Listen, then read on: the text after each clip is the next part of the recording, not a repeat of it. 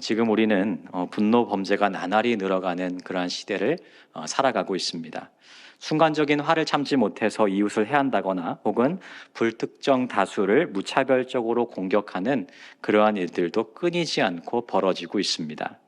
한 언론의 조사 결과에 의하면요, 살인 사건 중에 44%가 화를 참지 못해서 우발적으로 저지른 것으로 나타났다고 합니다. 요즘 계속 이슈가 되는 것이 무엇이냐면요, 바로 보복운전이거든요. 근데 이 보복운전 단속 결과를 보게 되면 3명 중에 1명이 단순한 차선 변경이나 끼어들기를 참지 못하고 순간 화가 난다는 이유로 이 보복운전을 했다고 해요. 그만큼 우리는 사람들이 점점 인내하지 못하고 화나 분노를 잘 참지 못하는 그러한 시대를 살아가고 있는 것입니다. 근데 이러한 일들은 비단 우리나라뿐만 아니라요, 전 세계적으로도 사회 문제가 되고 있다고 합니다. 미국의 한 정신의학자는요, 그의 연구 논문을 통해서 미국 성인 인구의 9%에 해당하는 약 400만 명이 분노 조절 장애를 겪고 있다라고 발표했습니다. 또 성인의 1.5%는 항상 화가 나 있거나 충동적이고 총기를 소지하고 다니고 있다라고 이야기합니다. 결국 10명 중에 1명이 언제 어떻게 폭발할지 모르는 그러한 폭탄인 셈인 것이죠. 상황이 이렇기 때문에 잊을만 하면 한 번씩 미국에서 들려오는 소식이 뭐예요? 총기 사고, 그죠? 우발적인 그런 총기 사고들이 끊임없이 벌어지게 되는 것이죠. 그러니까 이러한 분노 범죄는 우리나라뿐만 아니라 세계 여러 나라에서도 동일하게 벌어지고 있는 현상이라고 하는 것이죠. 이렇게 화를 참지 못하고 이웃을 해하는 일들이 나날이 늘어나다 보니까요, 분노에 대한 부정적인 인식이 계속해서 쌓여가고 있습니다. 여러분, 분노하고 화내는 것이요, 좋은 일입니까? 나쁜 일입니까? 네, 또 헷갈리시죠? 네, 맞습니다. 여러분, 자기 감정을 주체하지 못하고 화를 내고 분노하는 것은요, 안 좋은 일이에요. 먼저 화는요, 자기 마음에 상처를 입히죠. 쌓여가는 분노 때문에 이 정신적인 어려움을 토로하는 사람들이 우리 주변에도 많이 있습니다. 또한 분노는요, 나 한 사람뿐만 아니라요, 내 이웃에게도 악영향을 끼쳐요. 가까운 사람에서부터 시작해서요, 불특정 다수에 이르기까지 이 분노를 내가 표출하고 나타내는 순간 어떻게 됩니까? 그 사람이 먼저 마음에 상처를 입죠. 심지어는 생명도 해야 하는 그러한 결과를 낳게 되는 거예요. 화와 분노가 이러한 악한 파괴력을 지니고 있기 때문에 오래전부터 이 화를 어떻게 관리하고 잠재울지에 대한 그런 고민들, 지혜, 가르침이 고대로부터 계속되어 왔습니다. 이렇게 분노에 대한 부정적인 인식이 엄청 높다 보니까요, 우리가 이제 성경을 좀 읽다 보면 조금은 당혹스럽다고 느껴지는 순간들이 찾아오게 돼요. 언제일까요? 하나님이 분노하실 때, 화내실 때 우리는 가끔씩 당혹스럽습니다. 하나님께서 너무도 자주 분노하시고 화를 내시는 것 같아 보이기 때문이에요. 여러분, 우리가 믿는 하나님은 사랑의 하나님이시죠. 그런데 성경을 읽다 보면 하나님께서 사람에게 너무 가혹하게 대하시는 것이 아닌가, 그렇게 느껴지는 순간들이 있다는 것입니다. 큰 홍수를 일으키셔서 이 땅에 숨쉬는 생명을 모두 멸하시기도 하시고요, 전쟁으로 한 민족을 멸망시키게 하시기도 하십니다. 그뿐 아니죠. 하나님의 백성인 이스라엘에게도요, 큰 전염병을 내리시기도 하시고 기근을 내리시기도 하시고 이방인의 침입을 받게 하셔서 벌을 내리시는 장면, 그래서 수많은 사람들이 죽게 하시는 그러한 장면들을 우리가 성경을 읽다 보면 자주 접하게 돼요. 구약에서뿐만이 아닙니다. 여러분, 신약을 보시면요, 우리 사랑의 예수님께서 바리새인, 서기관, 사두개인을 꾸짖으시잖아요. 심지어 욕까지 하시면서, 그죠? 심지어는 성전에서 크게 화를 내시면서 사람을 내쫓으시고 그곳에 팔고 있었던 짐승들을 몰아내시는 그러한 일들도 있었습니다. 그리고 사도행전을 넘어가면요, 헌금을 숨긴 아나니아와 삽비라, 이 부부가 어떻게 됐죠? 하나님의 저주를 받아서 죽임을 당했어요. 이렇게 자주 등장하는 하나님의 분노를 볼 때마다 어떤 사람들은, 아니, 사랑의 하나님이, 사랑이 많으신 하나님께서 왜 이렇게 자주 화를 내시냐, 왜? 그런 의문을 품기도 한다는 거예요. 그리고 심지어는 그 하나님의 진노와 분노가 혹 나에게도 미치지 않을까 두려워하기도 한다는 것이죠. 하지만 여기서 우리가 분명히 해야 될 것은요, 하나님의 진노는 그렇게 우리 인간이 가진 것처럼 불완전하거나 혹은 악한 것이 아니라는 사실이에요. 오히려 하나님의 분노는 정당한 분노입니다. 여러분, 정당한 분노라는 것이 있을 수 있을까요? 정당한 분노. 정당한 분노라는 책을 보면요, 이 책의 저자는 분노에 대해서 이렇게 이야기를 하고 있어요. 때로는 인내가 아니라 분노가 우리의 도덕률이 될 때가 있다. 불의와 부패와 부도덕이라는 이름의 탱크들이 너무도 당당하게 행진할 때 약하디 약한 살과 피만 가진 인간이 그 앞을 막아설 수 있는 힘은 분노뿐이다. 때로는 이 세상에 불의와 부패와 부도덕이 판을 칠 때가 있고, 그때 우리는 분노할 수 있다는 거예요. 마땅히 분노해야 된다는 겁니다. 마찬가지입니다. 여러분, 하나님은요, 아무 때나 그냥 마구마구 이렇게 화를 내고 분노하시는 분이 아니세요. 여러분, 하나님께서 왜 분노하시죠? 하나님 왜 화를 내십니까? 25절 말씀 함께 읽어보겠습니다. 이는 그들이 하나님의 진리를 거짓 것으로 바꾸어 피조물을 조물주보다 더 경배하고 섬김이라. 주는 곧 영원히 찬송하이시로다. 아멘. 마땅히 실현되어야 될 하나님 나라의 법도가 무너지고 하나님의 뜻과 계획에서 사람들이 벗어나서 죄와 악이 창궐할 때 하나님은 분노하셨어요. 마땅히 하나님을 섬겨야 될 인간이 그분을 떠나서 온갖 우상과 더러운 귀신을 섬기기 여념없을 때 하나님은 진노하셨습니다. 거룩해야 될 성전이 부패하고 온갖 잡상일들이 난무하고 타락했을 때 예수님은 마땅히 분노하시면서 성전을 정화시키셨고 이 성전을 기도의 집으로 회복시키셨어요.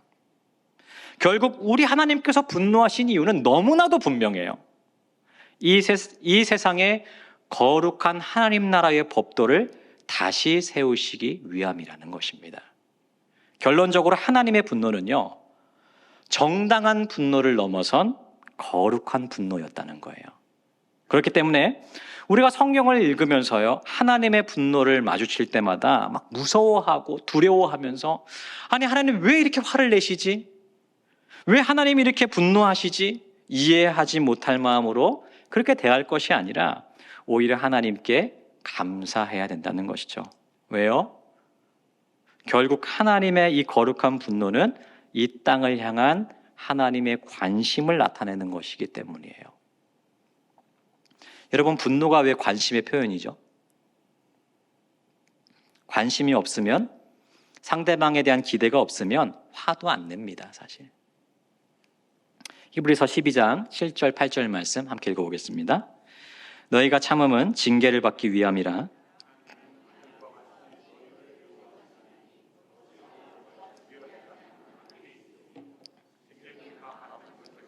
너에게 없으면 사생자요 친아들이 아니니라. 여러분, 자녀들이 잘못을 했을 때요, 부모로서 해야 될 일이 뭡니까? 교훈과 꾸중이죠. 큰 잘못을 했을 때는요, 벌도 주고 징계도 줘야 됩니다, 부모라면. 여러분, 부모가 자녀에게 혼도 내고 벌도 주는 이유가 뭡니까? 미워서 그런가요? 미워서? 아이고, 너무 밉다, 그냥. 아니죠. 왜 혼냅니까? 사랑하기 때문에 혼내는 겁니다. 사랑하지 않으면요, 혼도 안 내요.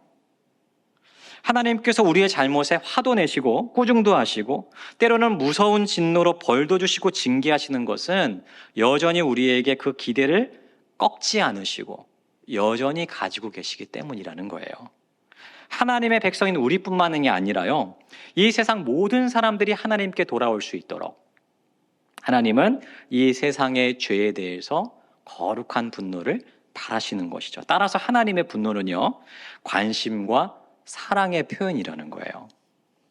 그렇다면 여러분, 하나님의 분노 중에서요, 이제 가장 무서운 단계의 분노는 뭘까요? 우리가 성경을 보면 하나님이 여러 가지 벌도 주시고 징계도 내리시고 저주도 하시고 하시는데 가장 무서운 하나님의 분노 뭘까요? 더 이상 인간의 잘못에 관심을 두지 않으시는 거예요. 그게 제일 무섭습니다. 우리를 포기하시는 거예요. 부모님이 내 잘못에 화를 내시면요, 그건 다행이에요. 오히려 감사히 여겨야 됩니다. 여기 혹시 자녀분들 계신가요? 네, 엄마 아빠가 화내면 감사히 여기세요. 네. 왜요? 여전히 우리 부모님이 나한테 관심을 갖고 계시는 것이기 때문이에요. 내 잘못에 관심도 가지시고 꾸중도 하시고 벌도 주시는 거예요. 근데 만약에 그렇게 하셨던 부모님이요, 어느 날 갑자기 내가 큰 잘못을 저질렀는데도 화를 도 내지 않으시고 아무런 관심이 없다면 어떨까요? 야, 난 이제 자유다. 엄마 아빠가 내가 잘못을 했는데도 이렇게 꾸중도 안 하시고 난 자유다. 그렇게 생각하면요, 그 사람은 바보입니다. 바보. 왜죠? 부모님이 나를 포기했다는 뜻이기 때문이에요. 근데 여러분, 오늘 말씀에는 이런 하나님의 무서운 진노, 가장 무서운 하나님의 분노, 인간을 향한 이 포기가 일어나게 될 수도 있다라고 이야기하고 있어요. 24절입니다. 그러므로 하나님께서 그들을 마음의 정욕대로 더러움에 내버려 두사 그들의 몸을 서로 욕되게 하셨으니. 이 말씀을 보면요, 아주 중요한 표현이 하나 등장하는데요. 바로 내버려 두사입니다. 내버려 두사. 하나님께서 이 세상 죄인들을 그 정욕대로 더러움에 내버려 두셨다는 거예요. 이는 곧 하나님께서 사람의 이 죄된 마음에 대한 관심을 끊어버리셨다는 얘기입니다.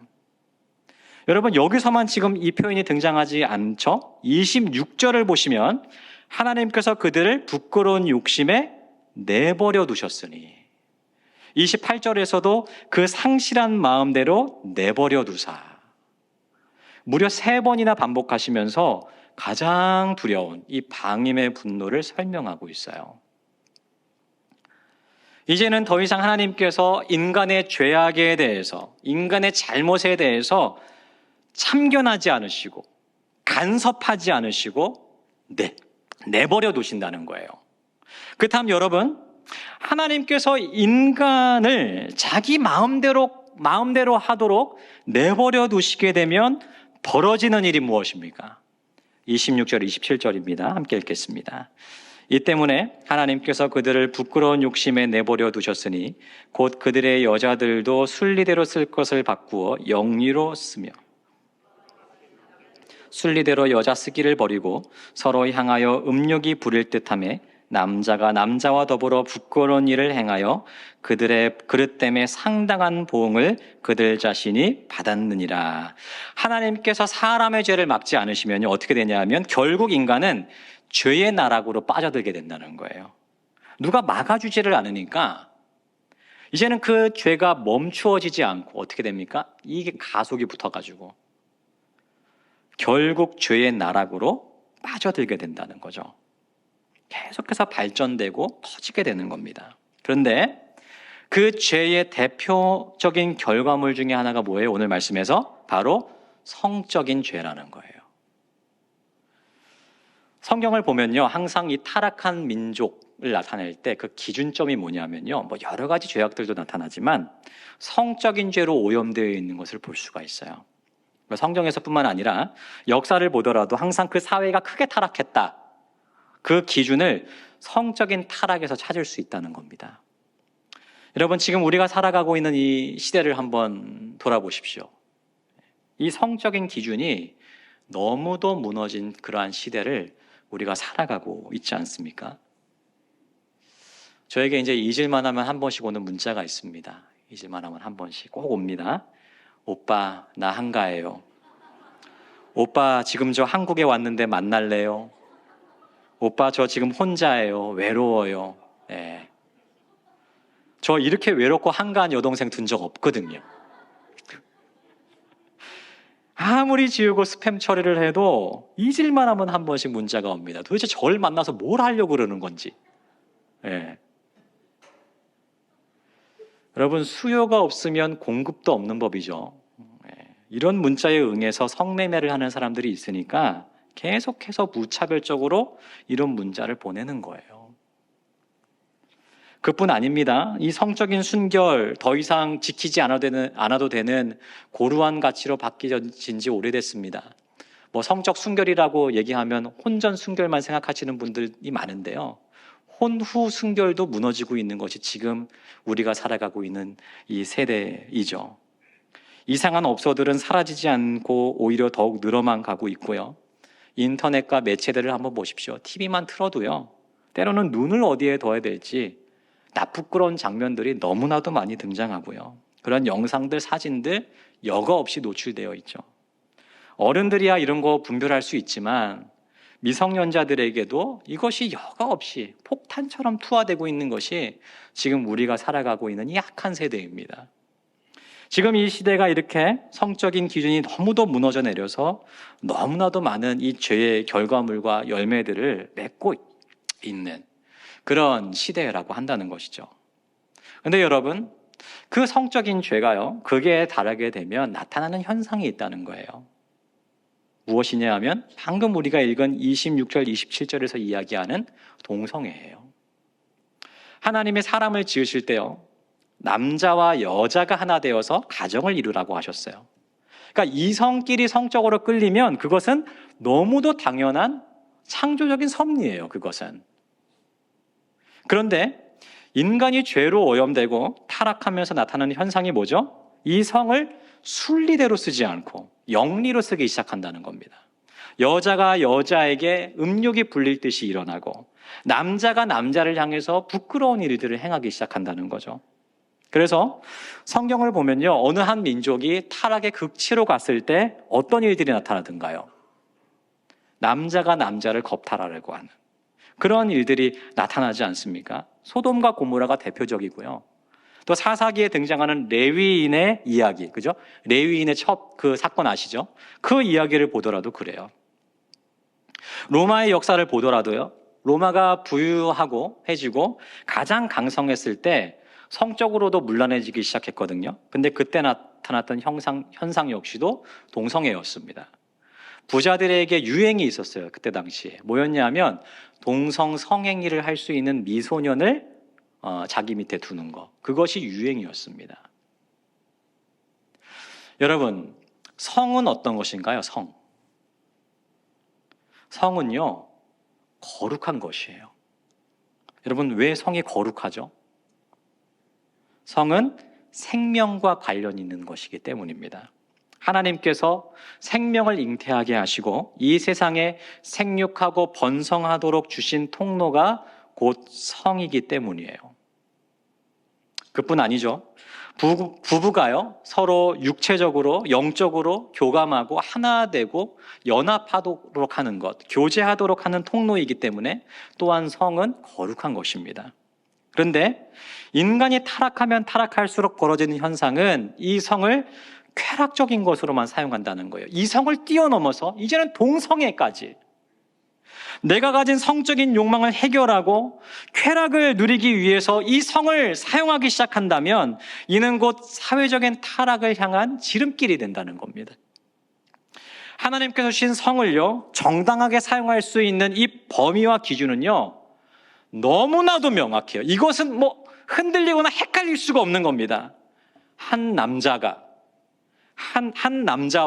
한 여자가 결혼 관계 안에서 성적인 관계를 맺는 것.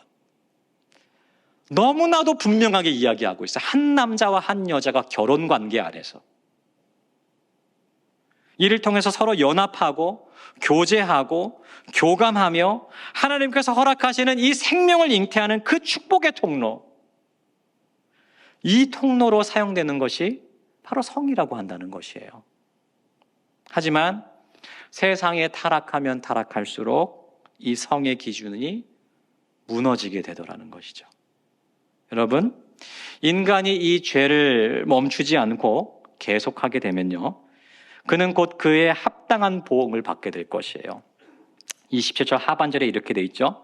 그들의 그릇 때문에 상당한 보응을 그들 자신이 받았느니라. 여기서 상당한은 곧 마땅한이라는 뜻이에요. 마땅하다. 그러니까 우리가 하나님의 기준에 계속 어긋나게는 죄를 짓는다면 어떻게 된다는 거죠? 그에 마땅한 보응을, 벌을 받게 된다는 거죠. 세상에서도 죄를 지으면 어떻습니까? 그 마땅한 벌을 받는 것이 옳은 이치이듯이 하나님 앞에 끊임없이 죄를 짓는 사람들 역시도 그에 합당한 보응을 받게 된다는 거죠. 하지만 문제가 있습니다. 문제는 이 죄의 결과물이 죄를 짓는 그들에게만 보응이 되는 것이 아니라 지금 이 시대를 살아가는 우리에게도 악한 영향력을 미치게 된다는 것이에요. 세상이 돌아가는 상황을 보면요, 우리가 그런 보응의 영향력을 받고 있다는 것을 너무나도 확실하게 느끼게 되죠. 사진 띄워주세요. 여러분, 이 사람 누군지 아시나요? 밑에 친절하게 써 있네. 네, 퀴즈로 하려고 했는데. 네, 이 사람 누군지 아시나요? 네, 맞습니다. 미국 테슬라사의 CEO인 일론 머스크입니다. 이 사람은 얼마 전에요, 자신이 경영하고 있는 테슬라 본사를 원래 캘리포니아에 있었거든요. 캘리포니아에서 텍사스로 옮겼어요. 텍사스로. 그리고 앞으로 이 테슬라사 외에도 자신이 소유한 다른 회사들 역시 다 텍사스로 옮기겠다라고 발표했습니다. 여러분, 멀쩡히 잘 있는 회사 왜 옮길까요? 멀쩡히 캘리포니아 잘 하고 있었는데 여러 이유가 있겠죠. 세금 문제도 있고 여러 가지 자신에게 경영에 유리한 환경을 갖기 위해서 텍사스로 그렇게 옮겼을 겁니다. 그런데 그중 중요한 이유 중에 하나는 뭐냐면 그의 아들 때문이었어요. 여러분, 일론 머스크에게는 여러 자녀들이 있는데요, 그중 아들 한 명이 성전환 수술을 하면서 여자가 됐습니다. 그리고는 자신의 성 정체성으로 인해서 갈등을 빚어온 아버지와 절연을 선언했어요. 그러니까 연을 끊었다는 거죠. 물론 이제 우리가 이 집의 깊은 가정사까지는 다 알 수가 없어요. 이 사람들만 알겠죠.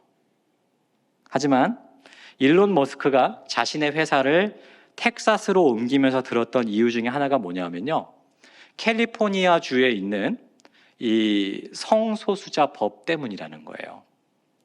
미국 캘리포니아 주의 성소수자 법은 이렇습니다. 학교 관계자가 학생의 성 정체성을 본인 허락 없이 부모에게 알릴 수 없도록 한다. 뭐죠? 여러분, 아이들이 자라면서 청소년 시기에 성 정체성의 혼란을 느낄 수 있을까요? 없을까요? 느낄 수 있습니다. 자라나면서 청소년 시기에 성 정체성의 혼란을 얼마든지 느낄 수 있어요. 그런데 미성년자인 학생이 이런 혼란을 겪고 있는 것을 학교에서 알고 있음에도 불구하고 부모에게 알리지 않도록 하는 법을 제정했다는 거예요. 빨리 부모에게 알려서 이 아이가 바른 성 정체성을 갖도록 해야 되는 게 맞잖아요. 미성년자인데. 일론 머스크가 이 법에 크게 반발하면서 더 이상 캘리포니아에서 내 자녀를 키울 수 없다라고 생각했습니다. 그래서 회사와 집을 다 텍사스로 옮긴 거예요. 이 일로 충격을 받은 일론 머스크는 SNS를 통해서 나는 아들을 잃었다라고 말하면서 그 심경을 토로하기도 했습니다. 그러니까 인간의 타락으로 인해서 그 보응을 자기 자신도 받지만 그 영향을 우리도 받을 수 있다는 거예요. 세상의 악함으로 아들을 잃어버렸습니다. 근데 여러분, 이런 일이 하나님을 알지 못하는 세상 사람들에게만 나타날까요? 아니라는 거죠. 지금 미국 개신교단 중에 일부가 동성결혼을 지지하고 허락하자는 결론을 내렸습니다. 그래서 이에 반발한 교단 소속 교회들이 막 반대를 하니까요, 교단 측에서 온갖 박해를 하기 시작했다는 겁니다. 자, 여기에 대한 뉴스 영상이 하나 있는데, 바울이 동성애자다. 이 성경 구절은 도대체 어디 가면 찾을 수 있는 겁니까? 제가 무식해서 그런가요? 미국 교회는, 제가 알기로는 미국 교회는 우리와는 달라서요, 교인들이 헌금을 모아서 교회당을 지어도 다 교단 소유로 들어가게 되어 있다고 그럽니다. 따라서 동성애를 반대해서 교단 탈퇴를 결정하면 어떻게 되는 겁니까? 교회 건물을 남겨두고 나와야 돼요. 그러니까 교인들이 예배 드릴 곳 없이 한순간에 길거리에 나앉아야 되는 겁니다.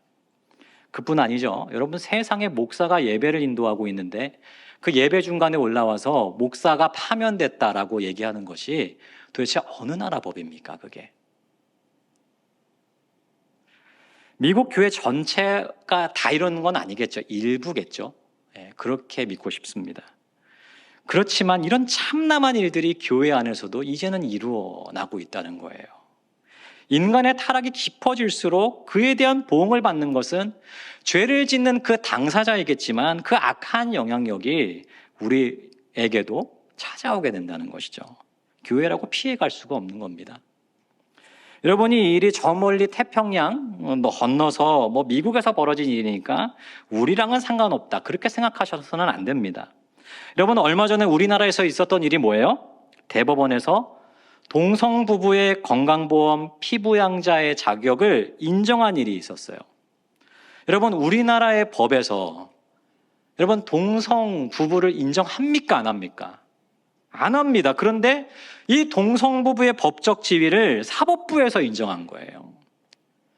월권이죠. 이건 있을 수가 없는 일입니다. 그뿐 아니죠. 정치권에서는 계속해서 포괄적 차별금지법 제정을 꾸준하게 시도하고 있습니다. 여러분, 차별은요, 있어서는 안 되죠. 차별하면 안 됩니다. 하지만 잘못된 것을 잘못됐다라고 말할 수 있는 그런 자유를 박탈하는 차별금지법은 있을 수가 없는 거예요. 역차별이죠. 우리나라 교계 안에서도요, 아까 바울이 동성애자였다, 그렇게까지는 얘기 안 하지만 동성애를 지지하는 그런 신학자들, 자유주의 신학자들 우리나라에도 있습니다. 그런 목회자들도 있어요. 동성애와 동성혼을 인정해야 된다고 주장하는 목회자와 신학자들도 우리나라에서 꾸준하게 나타나고 있습니다. 여러분, 정도가 약할 뿐이지 한국 교회도 언제 어떻게 이 죄악에 대한 악한 영향력을 받게 될지 알 수가 없는 거예요. 그렇다면 여러분, 우리 어떻게 해야 됩니까? 우리요.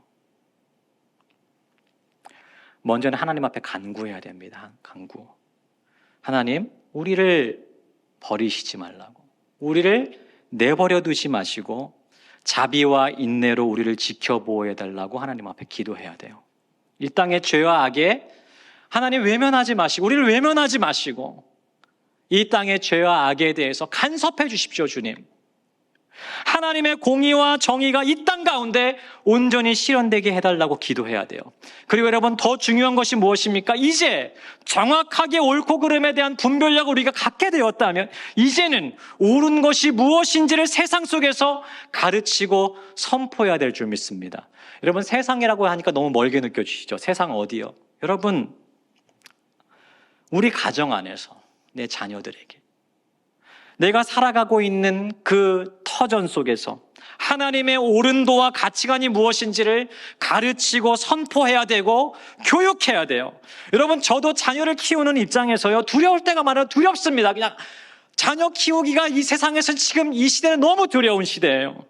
일일이 쫓아다니면서 다 막을 수가 없잖아요. 제가 다 쫓아다니면서 이건 나쁜 거니까 안 돼, 이건 좋은 거니까 해, 다 쫓아다니면서 막을 수가 없어요. 너무나도 거대한 파도처럼 이 세상의 문화들이 우리의 아이들을 덮쳐오고 있습니다. 결국 우리 자녀들에게 가르치고 교육해서 바른 분별력을 갖도록 하는 것이 가장 중요한 일인 것이에요. 작년 10월 27일에 큰 일이 하나 있었죠. 포괄적 차별금지법 제정을 반대하고 동성부부의 법적 지위를 인정한 사법부에 항의하고 우리 한국교회가 가지고 있는 바른 성윤리, 올바른 가정 문화를 세워가기 위한 한국교회 200만 연합 예배가 있었습니다. 저도 이제 주일 예배를 이렇게 사역 마치고 이제 다른 교육자분들과 함께 이제 서울시청으로 나갔는데요, 깜짝 놀랐습니다. 이렇게 많이 오실 줄이야. 제가 이제 어디 앉을 데도 없어가지고 이제 경찰의 인도에 따라서 한참을 헤맸습니다. 이리 돌았다 저리 돌았다 하는데 그 복잡한 와중에서도 우리 성도님들이 보이시더라고요. 반가웠어요. 다니다가 반갑다. 아이고 권사님, 아이고 참 너무 반가웠어요. 네, 아이고 참. 그래서 막 이제 하다가 한참을 헤맸습니다. 한참 헤매다가 겨우 이제 자리를 마련해가지고 앉았는데 잠깐 앉으니까, 얼마나 헤맸든지 잠깐 앉으니까 끝나더라고요. 네, 그게 끝나버렸어요. 네.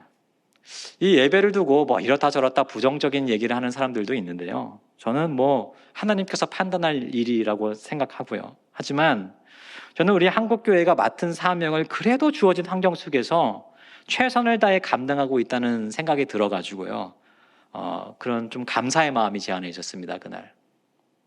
사랑하는 여러분, 지금 우리가 큐티책을 통해서 묵상하고 있는 예레미야를 한번 생각해 보시죠. 예레미야. 여러분, 이스라엘이 왜 그렇게 속절없이 무너져 내릴 수밖에 없었습니까? 왜요? 이스라엘의 하나님의 말씀을 제대로 선포했던 예레미야와 같은 참 선지자도 있었지만 거짓 선지자들도 많았기 때문이에요. 오히려 더 많았어요. 이스라엘이 절대 망하지 않을 것이다. 이스라엘은 절대 멸망하지 않을 것이다 라고 하는 거짓 메시지를 선포하는 거짓 선지자가 이스라엘 안에 너무나도 많았던 거예요. 하나님은 우리에게도 이 사명을 동일하게 주셨습니다. 하나님의 옳은 법들을 세상 속에서 선포하고 가르치는, 전파하는 그런 사명을 우리에게도 동일하게 허락해 주셨다는 거예요. 여러분, 여전히 우리는 은혜의 때를 살고 있어요. 하나님께서 여전히 우리를 참아주시고 하나님의 크신 은혜로 우리를 기다려주고 계십니다. 이때 우리가 해야 될 일은 이스라엘이 가장 어두운 그때에 하나님의 말씀을 선포하고 전했던 예레미야처럼 하나님의 법과 윤리와 가르침을 선포하고 전해야 되는 거예요. 여러분, 예레미야가 그때 당시에 하나님의 말씀을 선포했을 때 얼마나 많은 고난을 받았는지 모릅니다. 조롱도 당하고. 여러분, 마찬가지죠. 우리가 하나님의 말씀을 세상 가운데 선포했을 때 환영할 사람이 누구 있겠습니까? 하지만 그럼에도 불구하고 이 세상에 하나님의 진노와 분노를 막고 하나님의 영원한 심판을 우리가 막기 위하여서 필요한 것은 하나님께서 우리 가운데 주신 그 사명을 온전히 감당하는 그 일밖에는 없다는 사실입니다. 이 하나님의 명령을 기억하면서 오늘도 앞으로도 우리 가정 안에서 또는 우리가 살아가고 있는 우리의 삶의 터전 속에서 내가 있는 그곳에서 하나님의 뜻을 전하고 가르칠 뿐만 아니라 삶으로 살아낼 수 있는 우리 모두가 되기를 주님 이름으로 축복합니다. 그래서 정말 멸망받을 수밖에 없는 이 세상이 오히려 하나님의 은혜와 주님의 진리와 자비가 가득한 그런 축복의 땅이 될 수 있게 되기를, 그 일에 모두가 사용될 수 있게 되기를 주님의 이름으로 축복합니다.